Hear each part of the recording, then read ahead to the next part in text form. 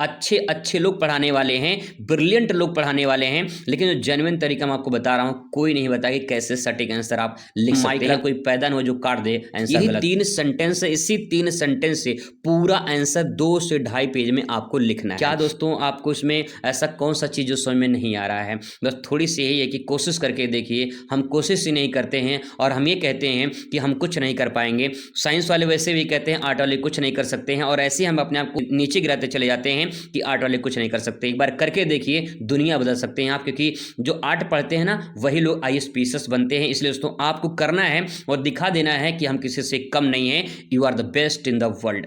Hello दोस्तों, स्वागत है आप सभी का आज के इस बेहतरीन शानदार खूबसूरत नए वीडियो में। समाजशास्त्र का एक बार फिर से आप सभी के सामने लेकर आए हैं एक नया वीडियो, और इसमें आपको बताएंगे कि आप जो लॉन्ग क्वेश्चन होते हैं उसे बिना पढ़े कैसे लिख पाएंगे। अगर आप अभी तक कुछ भी नहीं पढ़े हैं, लॉन्ग क्वेश्चन आपको लिखने का आएगा तो आप उसे कैसे लिखेंगे, बना बनाकर सटीक आंसर कैसे दे पाएंगे। ये मान के चलिए कि जो मैं तरीका आपको बताऊंगा, अगर आप उस तरीके से आंसर को लिखते हैं तो मान के चलिए कि अगर मान लीजिए 10 नंबर का क्वेश्चन है तो आपका 8 नंबर तो उसमें से मिल ही जाएगा। आंसर बनाकर लिखेंगे तब भी आपको 8 नंबर मिलेगा, और 8 नंबर कम नहीं होता अगर आपको 10 में से 8 नंबर मिल रहा है। तो चलिए जानते हैं किस प्रकार से उत्तर आप लिखेंगे। उससे पहले आपको बता दें कि यही मॉडल पेपर है जिसके बारे में मैंने आपको बताया था कि यहाँ पे जो अति लघुत्तरीय प्रश्न है उसको बिना पढ़े कैसे आप लिख सकते हैं, एक सटीक जेन्युइन आंसर मैंने बताया था, और यहाँ पे इन सभी क्वेश्चन को मैंने पिछली वीडियो में कवर किया था। तो अगर आप वो वीडियो नहीं देखे हैं तो आप उसे देख सकते हैं। उसी वीडियो में मैंने आपको बताया था लघु उत्तरीय प्रश्न भी कैसे आप बनाकर लिख सकते हैं, बिना पढ़े आप कैसे सटीक आंसर दे सकते हैं, इसके भी बारे में मैंने सब क्वेश्चन को अच्छे से कवर किया है। तो आप वीडियो नहीं देखे हैं तो एक बार जरा जाके देखिए और समझने का प्रयास करिए, अच्छा आंसर आपको देखने को मिलेगा। आज के इस वीडियो में दोस्तों आपको उसी मॉडल पेपर का मैं लॉन्ग क्वेश्चन आपको लिखने का तरीका बताऊंगा, कैसे आप सटीक आंसर लिख सकते हैं और पूरा नंबर आपको यहां पे मिलेगा। तो चलिए देखते हैं। सबसे पहले क्वेश्चन यहां पे देख पाएंगे। क्वेश्चन है, औद्योगिक क्रांति से आप क्या समझते हैं, इसके सामाजिक परिणामों की विवेचना कीजिए।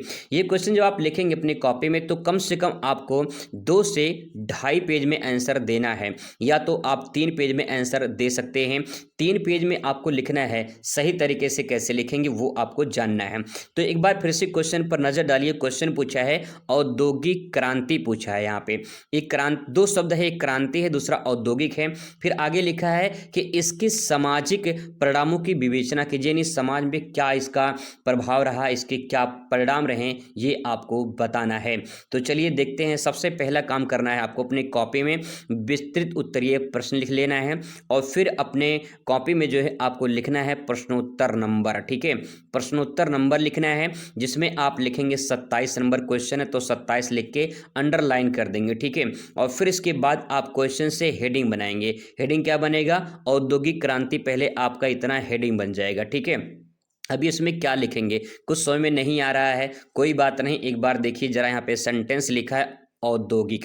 औद्योगिक का मतलब यहाँ पे इंडस्ट्रियल एरिया की बात हो रही है, यानी उद्योग की बात हो रही है। आप जरा सोच के देखिए, आज से कुछ साल पहले जब मानव अपने हाथ से काम करता था तो ज़्यादा उत्पादन नहीं हो पाता था सामानों का, यानी जो बड़ी बड़ी गाड़ियाँ हैं उतनी ज़्यादा मार्केट में नहीं आती थी, बहुत ज़्यादा वक्त लगते थे जब लोग हाथ से ज़्यादा काम करते थे।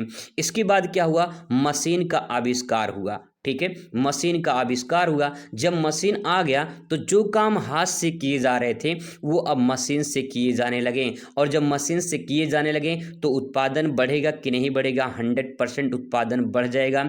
जब उत्पादन बढ़ेगा तो लोगों को फायदा होगा, बहुत सारी चीज़ें आवश्यकताएं पूर्ति हो जाएंगी, आसानी से काम हो जाएगा। और धीरे धीरे आज की डेट में रोबोट आ चुका है, रोबोट से काम होते हैं तो बहुत सरल काम हो चुका है। यहाँ पे हाथ से जो काम हो रहा था अब मशीन से होने लगा। इसी प्रक्रिया को औद्योगिकीकरण कहा जाता है। बात समझ में आ गई। या औद्योगिक क्रांति के नाम से जाना जाता है। अगर आप इतना समझ गए हैं तो आप इसके बारे में आप लिखेंगे, क्या लिखेंगे? देखिए सिंपल सी बात है, एक डायग्राम भी बना सकते हैं, एक अच्छा डायग्राम जैसे लिखेंगे, इसमें हेडिंग बना के लिखेंगे कि जब लोग हाथ से काम करते थे तो उतना उत्पादन नहीं हो पाता था, लेकिन जब मशीनों का आविष्कार हो गया तो मशीनों की आविष्कार होने से उत्पादन बढ़ गया और लोगों को रोजगार भी मिला, और इस प्रक्रिया को औद्योगिक क्रांति के नाम से जाना जाता है। क्योंकि जब हाथ से काम करते थे तो लोग उतना उत्पादन नहीं होता था, और जब मशीन आ गया तो मशीन से ज़्यादा काम होने लगे, ज़्यादा उत्पादन होने लगा, ज़्यादा फायदा होने लगा, तो इसी प्रक्रिया को औद्योगिक क्रांति कहा जाता है। ठीक है, एक जेन्युइन आंसर लिखेंगे दोस्तों। कोई भी यहाँ पे मैं आपको ऐसा नहीं बता रहा हूँ कि किताबी भाषा हो या फिर कोई ऐसी चीज़ नहीं जो आपको रटवा रहा हूँ, बस आपको मैं अपने थॉट बता रहा हूँ कि अपने थॉट में आप कैसे इसको फिट करके अपने आंसर को सटीक आंसर दे सकते हैं। कोई भी एग्जामिनर काट नहीं सकता है, गारंटी के साथ बता रहा हूं। अगर आप इतना लिख देते हैं, जब आप लिखना शुरू करेंगे तो मान के चलिए कम से कम 5-6 लाइन तो आराम से लिख देंगे, कोई दिक्कत नहीं है। ठीक है, जब आप इतना लिख देंगे तो आपका दूसरा हेडिंग पड़ेगा। दूसरा हेडिंग क्या पड़ेगा? औद्योगिक क्रांति के सामाजिक परिणाम। यहां तक आपका हेडिंग पड़ जाएगा। जब हेडिंग पड़ जाएगा तो आप चाहें तो आप इसको डायग्राम में कन्वर्ट कर सकते हैं, जैसे लिखेंगे औद्योगिक क्रांति। ठीक है, यहाँ से ये हो जाएगा, फिर इसके बाद सामाजिक यहाँ पे जोड़ देंगे, सामाजिक परिणाम। ठीक है, ये बन जाएगा आपका। यहाँ पे एक डायग्राम बना लेंगे इस प्रकार से, और फिर इसके बाद जो यहाँ पे 4-5 पॉइंट ऐसे करके यहाँ पे लिख लेंगे। ठीक है, 4-5 पॉइंट ऐसे करके लिख लेंगे। देखिए डायग्राम में कन्वर्ट करके कोटेशन बना के अच्छे तरीके से आंसर लिखेंगे तो आपको बढ़िया नंबर मिलेगा। जब ये डायग्राम बन जाएगा तब इसके बाद आप यहाँ पे नंबर 1 पॉइंट, नंबर 2, फिर नंबर 3, नंबर 4, 5-6 पॉइंट लिख देंगे। इसके बाद जो है फिर उन्हीं के बारे में व्याख्या कर देंगे, बढ़िया नंबर मिल जाएगा। लेकिन अब आगे इनको कैसे लिखेंगे, क्योंकि लॉन्ग क्वेश्चन लिखना है तो इनकी भी थोड़ा सा समझने की जरूरत है। अब यहाँ पे देखिए सेंटेंस लिखा है सामाजिक परिणाम, सामाजिक परिणाम। अब आप सोच के जरा देखिए कि जब औद्योगिक क्रांति आ गई, यानी जब मानव था जो हाथ से काम करता था, अब मशीन आ चुका है, तो समाज में कुछ बदलाव देखने को मिलेगा कि नहीं मिलेगा? 100% मिलेगा। तो पहला पॉइंट देखिए, यहाँ पे लिखा है सामाजिक परिणाम में, तो पहला पॉइंट लिखेंगे लोगों को रोजगार मिलना शुरू हो गया। लोगों को ज़्यादा से ज़्यादा क्या मिलना शुरू हो गया? रोजगार मिलना शुरू हो गया। यानी अगर प्राइवेट कंपनियां हटा दिया जाए तो भैया बेरोजगारी और बढ़ जाएगी।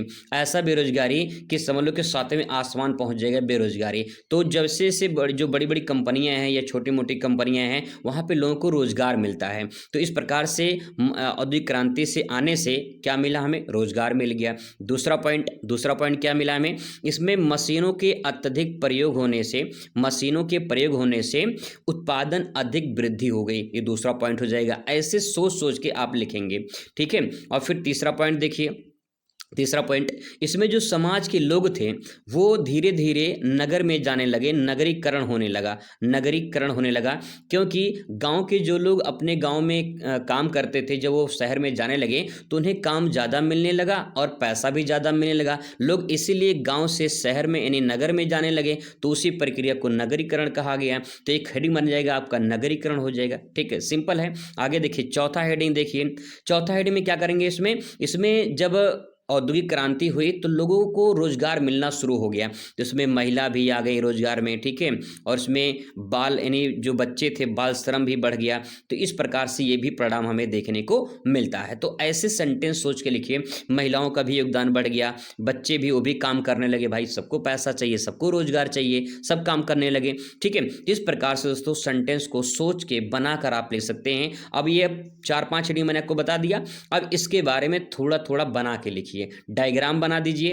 फिर इसके बाद देखिए कितना बेहतरीन आंसर आपको मिलेगा, आप सोच नहीं सकते हैं। ये मान के चलिए जो 8 नंबर यहाँ पे दिया है ना, 8 में 8 एग्जामिनर पक्का पूरा दे देगा आपको, क्योंकि आपने सही आंसर लिखा है। डायग्राम बना के इस्तेमाल करिए, अच्छे से लिखिए आंसर को, अच्छी राइटिंग में लिखिए, बढ़िया नंबर आपको मिलेगा। ठीक है, चलिए आई होप आपको ये समझ में आ चुका होगा। अब बात करते हैं अथवा करके, यहाँ पे दिया है। मान लीजिए आपको ये नहीं आ रहा है तो आप इसकी जगह पे ये भी आप लिख सकते हैं। इसमें क्या लिखेंगे? क्वेश्चन पूछा है भारतीय लोकतंत्र में दबाव समूह की भूमिका का मूल्यांकन कीजिए। अब आपको ये क्वेश्चन लिखना है। मान लीजिए पेपर में आपको नहीं आएगा तो इसके बारे में क्या लिखेंगे? पहला काम, आपको यहाँ पे प्रश्नोत्तर नंबर लिख लेना है। ये सारे काम आपको फटाफट कर लेने हैं। प्रश्नोत्तर नंबर जो रहेगा 21 है तो 21 डाल देंगे और फिर वहाँ पे अथवा भी लिख सकते हैं कि अथवा का प्रश्न आप लिख रहे हैं। ठीक है, ये हो जाएगा। फिर आपको हेडिंग बनानी है। हेडिंग क्या बनेगा? भारतीय लोकतंत्र में दबाव समूह की भूमिका। यहाँ तक आपका हेडिंग बन जाएगा। क्वेश्चन से आपको हेडिंग बना लेना। ठीक है, अब आपका इतना बन गया। अब यहाँ पे दो काम कर सकते हैं, या तो चाहे आप नंबर 1 नंबर 2 ऐसे करके आप हेडिंग बना लीजिए, या तो आप इसका फटाफट डायग्राम बना लीजिए। ठीक है, जैसे मैंने आपको बताया था ऐसे करके यहाँ बीच में लिखिए भारतीय लोकतंत्र दबाव समूह की भूमिका, ये उठा के इस बॉक्स में यहाँ पे लिख दीजिए। ठीक है, इसके बाद जो है आप क्या करेंगे, यहाँ पे आप एक बॉक्स बना के ऐसे लिखेंगे। फिर इसके बाद यहाँ पे ऐसे डायग्राम बना लेंगे। ठीक है, ऐसे डायग्राम बना लेंगे। डायग्राम बनाने के बाद फिर इसके बाद जो है जब आप लिखेंगे तो 4 से 5 लाइन में आपके डायग्राम ही बन जाएगा।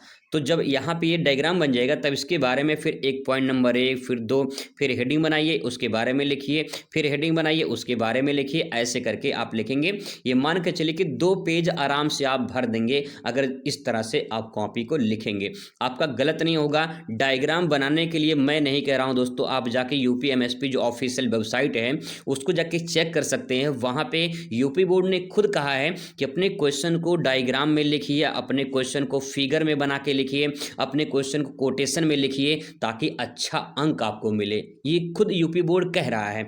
ठीक है, इसलिए मैं आपको कह रहा हूँ ज़्यादा से ज़्यादा डायग्राम वगैरह का प्रयोग करिए। ठीक है, अब इतना आपको समझ में आ गया, आपने इतना काम कर लिया। अब लिखना क्या है ये समझते हैं, क्योंकि मेन तो काम लिखने वाला है, वही काम करना है। तो देखिए 3 सेंटेंस यहाँ पे है। पहला है भारतीय लोकतंत्र, ये पहला सेंटेंस। दूसरा यहाँ पे दबाव समूह है। तीसरा उनकी क्या भूमिका है, ये आपको बताना है। यही 3 सेंटेंस है। इसी 3 सेंटेंस से पूरा आंसर 2 से 2.5 पेज में आपको लिखना है। तो सबसे पहले आपको समझना है कि भारतीय लोकतंत्र क्या है। लोकतंत्र में क्या होता है, आप सोचिए भारत एक लोकतंत्र देश है। यहाँ पे जनता क्या करती है, सरकार चुनती है, यानी सरकार खुद बनाती है जनता। तो यही लोकतंत्र है। जब जिस देश में जनता सरकार बनाती है तो उसी प्रक्रिया को लोकतंत्र कहते हैं। अब भारतीय लोकतंत्र है जिसमें जनता सरकार बनाती है।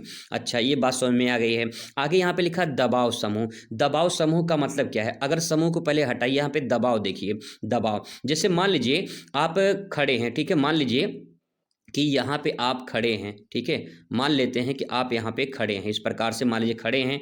अब यहाँ पे जब आप खड़े हैं तो पीछे से कोई आपको दबाव, मतलब आपको दबा रहा है कोई, तो आपको ये महसूस हो रहा है कि यार मुझे कोई दबा रहा है। दबाने का मतलब क्या हो रहा है, दबाने का मतलब दबाना भाई, सिंपल सी बात है। तो यहाँ पे जो सेंटेंस लिखा गया है वो दबाव मतलब कि कोई प्रेशर डाल रहा है, दबाव डाल रहा है। और यहाँ पे कौन है, समूह है, यानी कोई ऐसा समूह है, कोई ऐसा ग्रुप है जो आप पे दबाव डाल रहा है। यही तो बात है इसका, यही तो मतलब इसका निकल रहा है।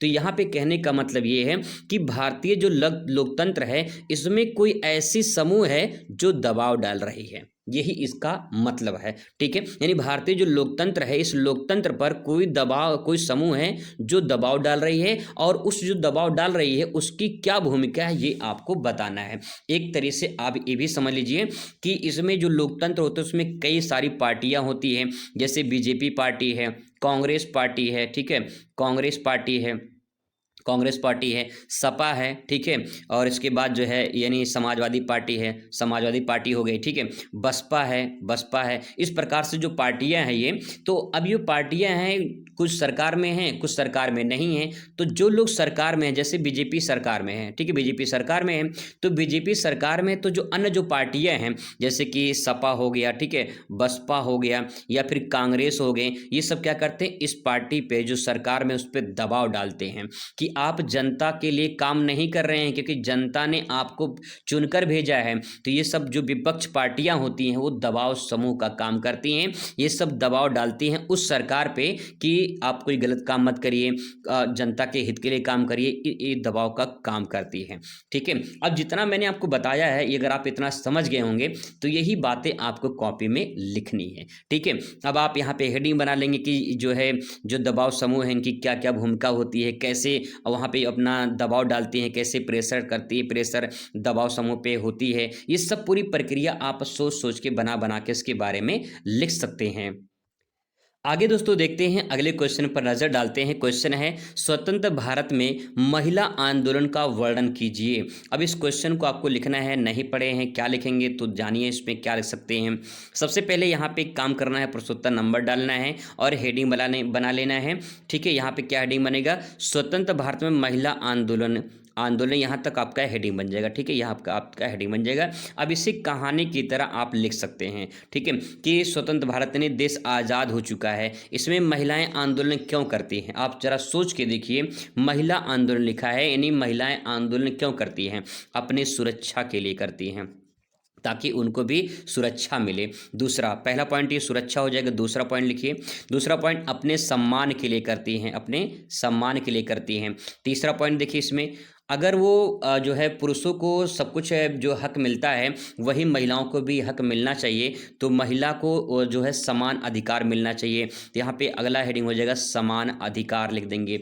तीसरा हेडिंग बन जाएगा समान अधिकार मिलना चाहिए। ठीक है, फिर इसके बाद चौथे पॉइंट में क्या लिखेंगे, महिला आंदोलन क्यों करती है। महिला आंदोलन इसलिए करती है क्योंकि उनको भी रोजगार मिलना चाहिए, वो भी काम करना चाहती हैं तो उनको भी रोजगार मिलना चाहिए। अगला पॉइंट देखिए, पांचवा पॉइंट में क्या लिख सकते हैं, स्वतंत्र भारत है यानी आज़ाद भारत है तो महिलाओं को भी आज़ादी मिलनी चाहिए कि नहीं मिलनी चाहिए। बहुत सारे लोग दहेज प्रथा के लिए महिलाओं को प्रताड़ित करते हैं, तो दहेज प्रथा ये ख़त्म कर देनी चाहिए। जो महिलाओं के साथ दुर्व्यवहार करते ख़त्म कर देनी चाहिए, तो महिलाओं के साथ दुर्व्यवहार नहीं होना चाहिए। ये पॉइंट आप लिख सकते हैं। मैंने आपको 5 पॉइंट बता दिए हैं, आप इसमें 6-7 पॉइंट ऐसे सोच के दोस्तों लिख कर बढ़िया अंक प्राप्त कर सकते हैं। इसमें कौन सी बड़ी बात है कि जो आप समझ नहीं पाएंगे, बस थोड़ा सा दिमाग लगाने की ज़रूरत है। आप समाज शास्त्र पढ़ रहे हैं और समाज में आपको जो भी घटनाएँ घटित होती हैं उसी के बारे में तो आपको लिखना है। तो महिला आंदोलन के बारे में आप जानते होंगे, बहुत सारे जो है जगह पे बहुत सारी महिलाएं आंदोलन करती हैं अपने हितों के लिए, अपनी सुरक्षा के लिए, अपने सम्मान के लिए, रोजगार के लिए। तो इस प्रकार से जो है आप इसके बारे में लिख सकते हैं। हेडिंग बना के लिखना शुरू करेंगे ना तो आप जो है कुछ ना कुछ जरूर लिखेंगे और जब कुछ लिख कर आएंगे तो आपको सटीक नंबर मिलेगा। ठीक है, चलिए आगे है।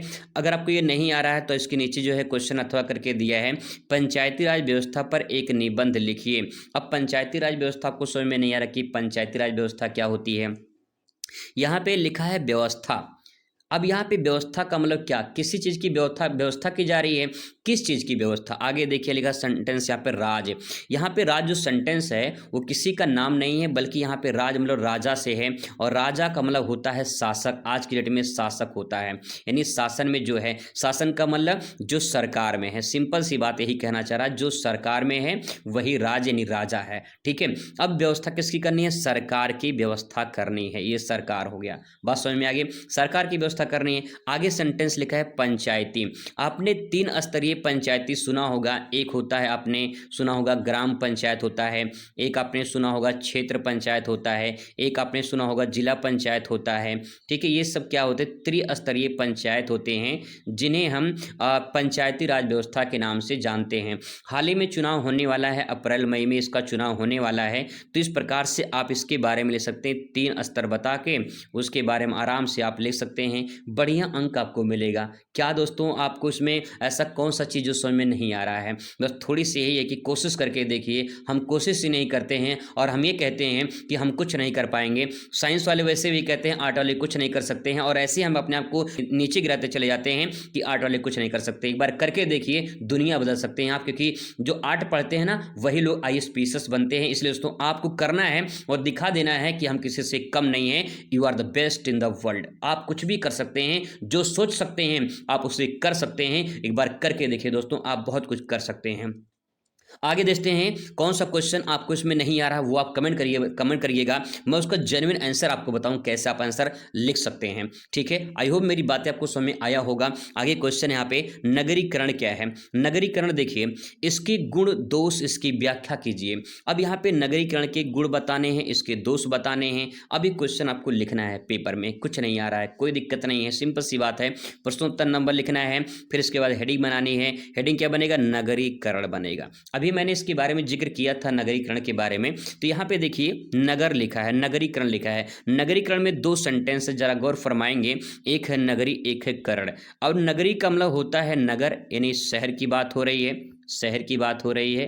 ठीक है, और करण मतलब होता है करना, करना। ठीक है, क्या करना? शहर जो है, जो शहर है उसको बड़ा करना या विस्तारित करना, या शहर में जो भी आवश्यकताएं हैं उसकी पूर्ति करना। तो इस प्रकार से शहरीकरण होगा। जैसे अगर मान लीजिए जो गांव के लोग हैं, जब गांव के लोगों को रोजगार नहीं मिलेगा, अच्छी सुविधा नहीं मिलेगी, तो ये लोग कहाँ जाते हैं? नगर में जाते हैं। अच्छी सुविधा के लिए, अच्छी जो है वहाँ पे जॉब के लिए नगर में जाते हैं, यानी शहर में जाते हैं। इसे शहरीकरण भी कह सकते हैं, कोई दिक्कत नहीं, चाहे नगर कहें चाहे शहर कहें, बात एक ही है। जब लोग गांव से नगर या शहर में जाते हैं तो वहाँ पे नगर धीरे धीरे शहर क्या होता है? विस्तार होता है, बड़ा होता है, क्योंकि वहाँ पे भाई छोटा शहर है, जब धीरे धीरे जनसंख्या बढ़ेगी तो उनकी आकार भी बढ़ेंगे, धीरे धीरे जो एरिया है, बाजार है, मार्केट है, और बढ़ते चले जाएंगे। इसी प्रक्रिया को नगरीकरण कहा जाता है। अब आप इतना समझ गए ना, अब इसके बारे में आप लिखिए, डायग्राम बना सकते हैं। डायग्राम किसी किताब में नहीं मिल पाएगा, आप डायग्राम बना सकते हैं। क्या डायग्राम बनाएंगे? डायग्राम बनाएंगे कि गांव है, एक गांव है मान लेते हैं, और एक नगर है मान लेते हैं। ठीक है, एक नगर है। जब लोग गांव से नगर में जाते हैं, जब लोग गांव से नगर में जाते हैं तो इसी प्रक्रिया को नगरीकरण कहा जाता है। एक डायग्राम बना के अच्छे तरीके से दोस्तों लिख सकते हैं। 100% कोई एग्जामिनर काट नहीं सकता है जो तरीका मैं आपको बता रहा हूं, और कोई बताएगा नहीं। आप बहुत सारे यूट्यूब पर जाकर वीडियो देख सकते हैं, अच्छे अच्छे लोग पढ़ाने वाले हैं, ब्रिलियंट लोग पढ़ाने वाले हैं, लेकिन जो जेन्युइन तरीका मैं आपको बता रहा हूं, कोई नहीं बताएगा कैसे सटीक आंसर आप लिख सकते हैं, और सही आंसर, ऐसा नहीं गलत है, कोई गलत काट नहीं सकता। माइक लाल कोई पैदा नहीं हो जो काट दे आंसर गलत को। तो आप देखिए, सोचिए, समझिए कि आंसर कैसे सटीक आंसर आप लिख सकते हैं। एक जेन्युइन आंसर आपको बता रहा हूं मैं। ठीक है, इस प्रकार से आंसर आप लिखेंगे नगरीकरण के बारे में। ये हो गया। अब आगे इसके हेडिंग दूसरा पड़ेगा, नगरीकरण के आप लिखेंगे गुण, पहले लिखेंगे। फिर इसके बाद तीसरा हेडिंग पड़ेगा नगरीकरण के दोष। तो पहले गुण समझ लेते हैं, क्या गुण है? गुण मतलब क्वालिटीज, यानी नगर में कुछ तो क्वालिटीज होगी,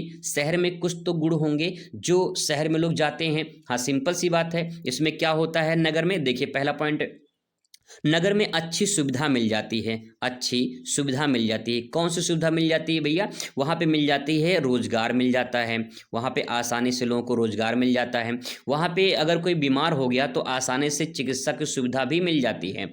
ठीक है, चिकित्सक सुविधा मिल जाती है। और दूसरी बात, अगर कोई रात बिरात परेशान हो गया तो वहाँ पे आसानी से परिवहन की सुविधा मिल जाती है, परिवहन की भी सुविधा मिल जाती है। तो इन सुविधाओं के कारण लोग जाते हैं। ये सब क्या है? नगर की क्वालिटीज हैं, गुण हैं, यही आपको लिखना है। सिंपल। अगर आप इस प्रकार से लिखेंगे, हेडिंग बनाइए और इसके बारे में लिखिए। देखिए 3 पेज से ज़्यादा चला जाएगा, आप लिखकर तो देखिए, एक बार कोशिश तो करके देखिए दोस्तों। चलिए, अब इसके दोष लिखेंगे। अब दोष में क्या करेंगे? जब दोष लिखेंगे इसके, तो सबसे पहले हेडिंग बनाएंगे नगरीकरण के दोष। ये तीसरा हेडिंग बनेगा आपका। ठीक है, 8 नंबर कैसे मिलेगा, लॉन्ग क्वेश्चन कैसे लिखना, वही आपको समझना है। तीसरे हेडिंग में आप लिखेंगे इसमें दोष। अब आप सोच के जरा देखिए, मान लीजिए कि बफर सिस्टम चल रहा है, 100 लोगों की व्यवस्था की गई है और 200 लोग इकट्ठा हो गए हैं खाने के लिए। अब आप सोचिए, अफरा तफरी मचेगी कि नहीं मचेगी?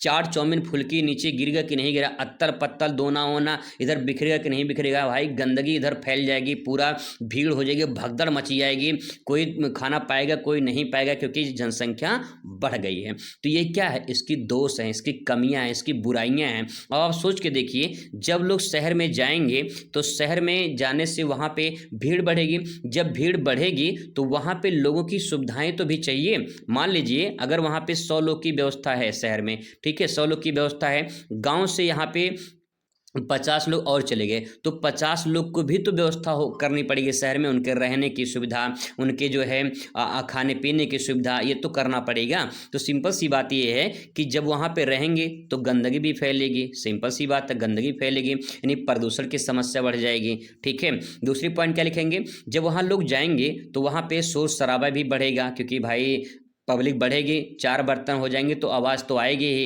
ठीक है, तो इसी प्रकार से वहाँ पे शोर शराबा भी शुरू हो जाएगा। तो ये सब क्या है? इसकी दोष है, इसकी बुराइयाँ हैं, और भी चीज़ें हैं जो आप इसमें लिख सकते हैं। 8 में 8 नंबर पूरा मिलेगा अगर सही तरीके से आप आंसर को लिखेंगे। इसके बाद दोस्तों अथवा करके दिया है क्वेश्चन यहाँ पे कि संविधान सामाजिक परिवर्तन के एक यंत्र के रूप में प्रयुक्त होता है, इस कथन की व्याख्या कीजिए। एक परिभाषा है, इस परिभाषा को आपको लिखना है। अब आपको इसमें समझ में नहीं आ रहा है इसमें क्या लिखें, कैसा क्वेश्चन पूछ लिया है, कभी पढ़े नहीं इसके बारे में, तो क्या लिखेंगे इसके बारे में? सबसे पहला काम आपको यहाँ से हेडिंग बनाना है। हेडिंग आपका पूरा का पूरा यही आपका हेडिंग है, ठीक है, यही आपका पूरा हेडिंग बन जाएगा, क्योंकि एक परिभाषा है, इसी के बारे में आपको लिखना है। लेकिन कुछ समझ में नहीं आ रहा तो क्या करेंगे, देखिए यहाँ पे सेंटेंस है, संविधान पूछा है, यानी भारत का जो संविधान है वो उसके बारे में बात हो रही है, और यहाँ लिखा है सामाजिक परिवर्तन। आगे सेंटेंस देखिए, सामाजिक परिवर्तन, यानी परिवर्तन का मतलब बदलाव। कहाँ बदलाव हो रहा है, समाज में। किसके द्वारा, संविधान के द्वारा। क्वेश्चन समझ में आ रहा है ना। देखिए परिवर्तन कहाँ हो रहा है, समाज में। समाज में किसके द्वारा परिवर्तन हो रहा है, इस संविधान के द्वारा। तो संविधान है क्या, एक यंत्र है, एक यंत्र है, एक ऐसा यंत्र जैसे मान लीजिए कि आपके पास मोबाइल फ़ोन है, ठीक है, मोबाइल फ़ोन है, ये जो मोबाइल फ़ोन है आपका, मोबाइल फ़ोन, ठीक है, मोबाइल फ़ोन आपके पास जो है, इस मोबाइल फ़ोन से ये भी तो एक आपका यंत्र है, ये भी तो एक डिवाइस है। इस यंत्र से आप कुछ भी कर रहे हैं, यानी ऑनलाइन वीडियो देख रहे हैं, गेम खेल रहे हैं, आप किसी को वीडियो कॉलिंग बात कर रहे हैं, कुछ भी कर सकते हैं, ऑनलाइन इंटरनेट से कुछ भी आप कर सकते हैं। तो आप मोबाइल से जो भी आप प्रक्रिया कर रहे हैं, ये इस यंत्र के द्वारा आप कुछ भी कर रहे हैं। तो कहने का मतलब ये है कि जैसे आपने यंत्र से ऑनलाइन वीडियो देखा है, ऐसे ही संविधान जो है ये भी एक यंत्र का काम करता है, जो समाज में परिवर्तन लाता है। और परिवर्तन क्या क्या लाता है उसी के बारे में आपको बताना है। बस दोस्तों आप कीवर्ड पा गए हैं ना, अब आराम से आपको लिखना है। आप जरा सोच के देखिए, संविधान ने हमें बहुत कुछ दिया है, संविधान ने क्या क्या दिया है और संविधान यंत्र के रूप में कैसे काम करता है। तो संविधान ने सबसे पहले समानता दिया है, समानता दिया है। पहला हेडिंग आपका बन जाएगा समानता। संविधान ना होता तो सारे लोग समान नहीं होते, सभी लोग आपस में ऊंच नीचे भेदभाव ये सब बनी रहती। तो यहाँ पे दूसरा पॉइंट लिखेंगे कि संविधान जब बन गया तो उससे पहले जब संविधान नहीं था तो लोग छुआछूत की भावना रखते थे, छुआछूत की भावना रखते थे। तो आपका दूसरी हेडिंग हो जाएगी, छुआछूत समाप्त कर दिया। किसने, संविधान ने। अगर ये संविधान ना होता तो शायद छुआछूत अभी समाप्त ना हुआ होता। जो जाति बंधन है वो जाति बंधन इतना सातवें आसमान पे होता तो शायद कोई और समाज आगे बढ़ पाता। तो कहने का मतलब क्या है, इस प्रकार से संविधान ने कैसे समाज में परिवर्तन लाए हैं वो भी आपको समझना है।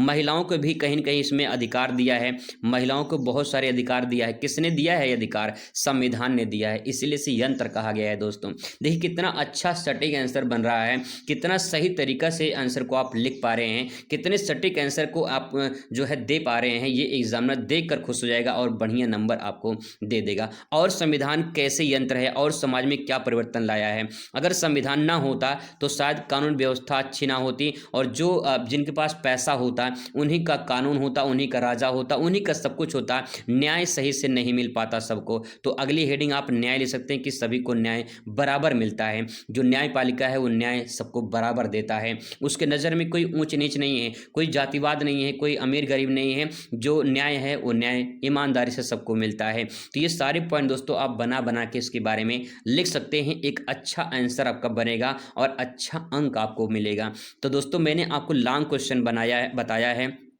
कैसे आप सटीक आंसर लिख सकते हैं। आई होप आपको समझ में आया होगा। वीडियो कैसा लगा कमेंट करके ज़रूर बताइएगा, थोड़ा सा मोटिवेशन मिलता है कि जो मैंने आपको बताया समझाया है वो आपको समझ में आया है या नहीं आया है। अगर समझ में नहीं आया तो भी बताइएगा, अगर आया है तो कमेंट ज़रूर कीजिएगा। दोस्तों मुलाकात करते हैं नेक्स्ट वीडियो में। Thanks for watching.